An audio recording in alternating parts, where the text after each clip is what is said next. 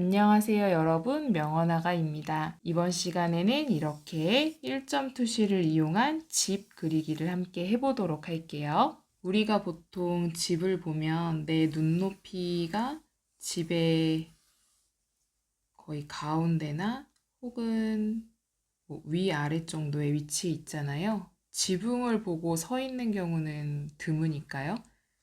그래서 1점 투시로 그려줄 거기 때문에 하나의 점을 정할 거고요. 너무 정면으로만 하면 지붕이 잘 보이지 않을 것 같아서 일단 한쪽에 치우쳐서 집을 보고 있는 것처럼 그려볼게요. 집을 그릴 거지만 우리가 배웠던 1점 투시를 그대로 적용해서 우선은 직육면체를 그려주는 거예요. 모든 것은 기본이 시작이 되니까요. 1점 투시로 그리는 직육면체를 먼저 그려주세요. 그러면 이 점을 향해서 이렇게 집이 보이게 될 거예요. 아직 집이 보이지 않으실 수도 있지만 일단은 직육면체는 보이시죠? 그런데 우리가 뒤에 이어서 점점 구체적으로 그려갈 거니까 이 직육면체의 뒷면도 같이 한번 그려 넣을게요. 그러려면 자, 이렇게 직육면체의 앞면과 옆면이 보이죠? 그럼 이 뒤에 있는 면도 보고 싶으면 항상 모든 선은 이 소실점을 향한다는 거. 그래서 소실점을 향해서 이어주시고 그 다음에 옆으로 가는 선은 무조건 일정하게 간다. 그럼 이렇게 뒷면이 만들어지죠. 뒤에 있는 부분이 이렇게 표시되고 앞에 있는 부분은 이렇게 표시되고. 자, 이제 하나씩 집의 형태를 갖춰가 볼게요. 내가 집의 앞면을 보고 있다고 생각하면 여기에서 지붕이 이 정도의 높이로 한번 정해줘 볼게요. 지붕이 이렇게 세모나게 생겼다고 했을 때 이 세모난 지붕의 이 부분은 여기에 위치해 정가운데에 위치하게 될 거예요. 정가운데를 찾는 방법은 X자를 그려서 만나는 부분이 정가운데를 찾는 비법이라고 말씀드렸어요. 그러면 이곳이 정가운데, 그리고 이렇게 연결. 영상을 굉장히 편집 없이 천천히 하고 있으니까요. 여러분도 저와 함께 그려보시는 걸 추천드려요. 여기가 지붕의 형태의 앞부분이기 때문에 이 지붕의 형태를 조금 더 진하게 표시해 볼게요. 지붕이 보이시나요? 그런데 생각해보면 이 앞면이 지붕이 있다고 했을 때 이 옆에도 지붕이 이렇게 생기겠죠. 그래서 여기 뒤에도 똑같이 지붕의 형태를 그려줄 건데요. 이렇게 연결되는 부분은 소실점을 향해서 가기 때문에 소실점을 향해서 연결해 주시고 이 만나는 부분이 이 뒷면에 있는 지붕의 삼각형의 위치가 될 거예요. 이 부분에서 이 꼭대기 부분을 찾아주기 위해서 X자를 그려서 가운데의 위치를 찾아주고 그러면 이 X자의 위치로 이렇게 지붕이 생길 건데요. 실제로는 이 지붕에 가려서 이 부분은 보이지 않게 돼요. 그래서 이 부분도 소실점으로 향하게 이어주는 거죠. 한번 지붕을 완성해 볼게요. 이렇게, 이렇게,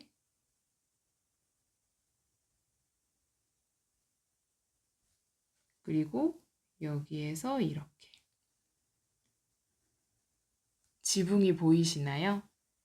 지붕에 두께가 살짝 있을 거기 때문에 2겹이나 3겹 정도로 이렇게 두껍게 해주시면 조금 더 실감나는 지붕의 형태를 느낄 수 있을 거예요. 색깔을 칠하셔도 되고 아니면 선을 더 두껍게 하시면 지붕의 두께가 보이겠죠. 이렇게요.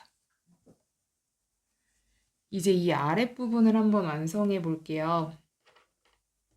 그러면 실제로는 이 아래에 있는 부분이 우리 집의 형태가 되겠죠. 이렇게요. 근데 출입하는 문도 없고 창문도 없으니까 너무 답답하죠. 그럼 여기다 내가 원하는 위치에 창문을 만들어 줄 거예요. 조금 더 큰 창문을 원하신다면 이 집의 옆부분에 창문의 위치를 잡아주시고, 내가 창문을 크게 만들고 싶은데 이 안에서도 좀 균일하게 만들고 싶다라고 하면 언제나 우리의 균일함을 만들어주는 X. 그럼 이 부분이 가운데가 되겠죠? 다시 여기에다가 X를 그으면 이것의 가운데. 다시 여기에 X를 그으면 이것의 가운데. 이 창문을 표시해 보면 이런 형태가 되겠죠. 그러면 내가 완성한 부분은 펜을 이용해서 조금 더 구체화 시켜주는 거예요. 마지막에 해도 되는데 지금 여러 가지 선이 있다 보니까 눈에 잘 안 보이실 것 같아서, 눈에 잘 안 띌 것 같아서 제가 조금 더 진한 선으로 표시를 하면서 동시에 하고 있어요. 여러분들도 같이 해보시길 추천드려요. 이렇게요. 집에 이 옆면도 나는 이 정도의 두께로 하겠습니다 라고 정해졌으면 이대로 완성을 해서 그어주시는 거예요. 그리고 아랫부분,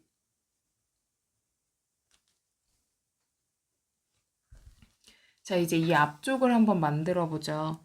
여기에 이렇게 집이 있는데 문이 없잖아요.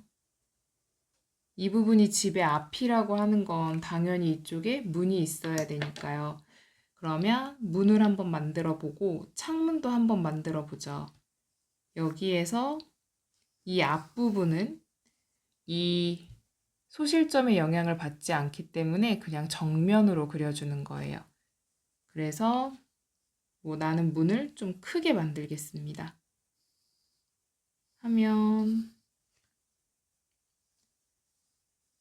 이렇게 거대하게 큰 문으로 만들 수도 있겠죠.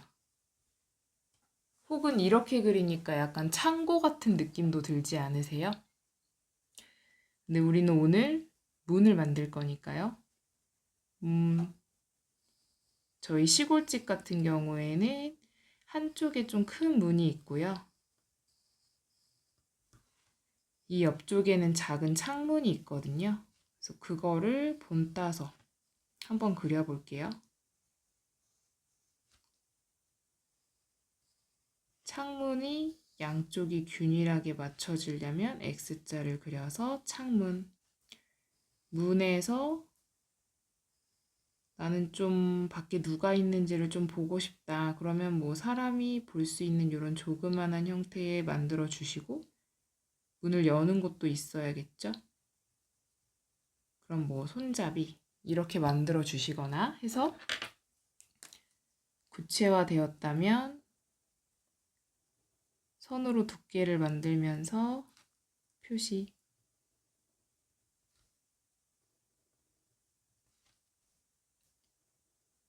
여러분은 그림을 왜 그리고 계세요? 이 그림을 배워서 무엇을 하고 싶은 게 있으신가요? 만약 그렇다면 댓글로 남겨주시면 좋을 것 같아요. 저는 그림책을 그려보고 싶다라는 생각을 하고 있거든요. 그래서 꾸준히 연습도 해보고 다양한 그림책도 보려고 해요. 이렇게 밖에 누가 있나요? 라고 보는 거. 여기에서 손잡이. 이렇게 그려주면 조금 더 실감나는 집의 형태가 되겠죠. 그러면 나는 조금 더 여기다 뭔가를 추가하고 싶다. 그럼 한번 울타리를 추가하는 걸 해보고 이제 마무리할게요. 여기다 울타리를 추가하려면 실은 잘 생각해보면 이렇게 집이 있을 때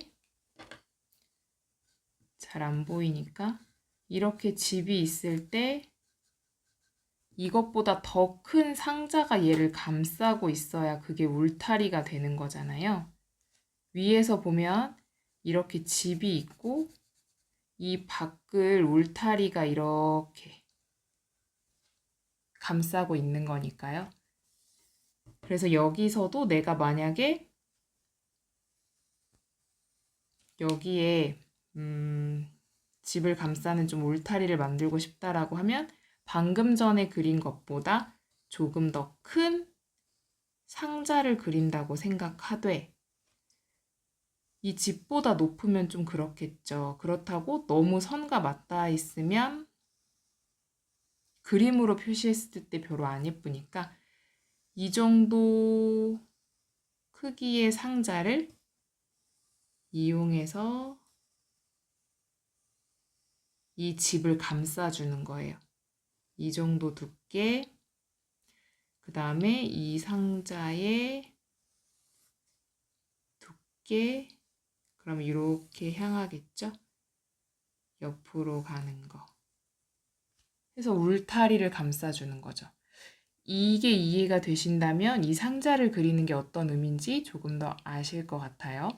일단 집이 있고 이 집을 이렇게 울타리로 감싸고 있다.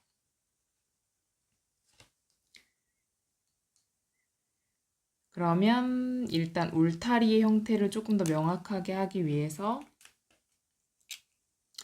여기에서의 크기를 나눠볼게요. 공평하게 나눠줄 X자 가운데에 X자 가운데에 X자 가운데에 이렇게요.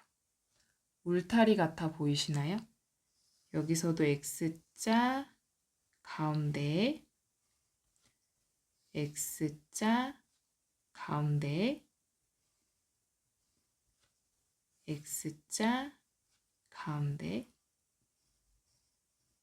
근데 이제 여기 같은 경우는 문을 여는 고리 들어가야 되니까요. 우리가 문을 열고 이렇게 이음새를 해줘서 열 수 있다.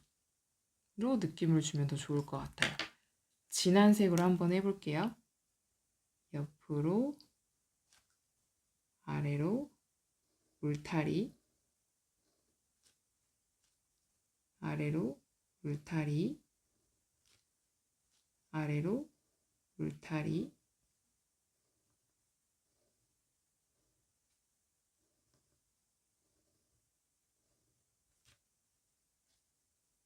여기도 아래로 울타리, 여기는 문의 위치니까 비워두고 울타리, 울타리, 옆에.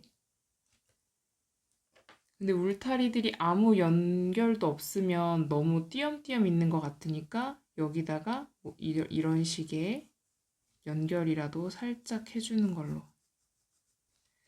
여기서도 살짝 연결을 해주는 것 정도를 표시를 해주시는 게 얘네가 그냥 서 있을 순 없으니까요.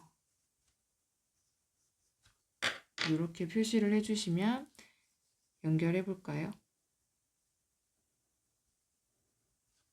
연결. 여기도 연결.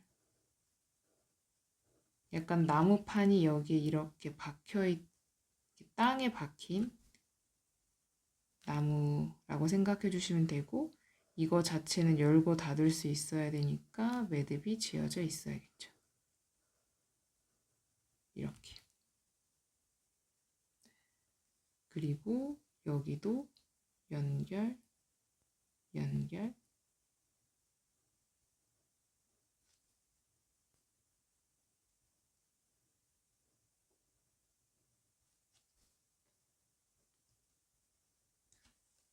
이런 느낌의 울타리요. 조금 더 진하게 표시해 보면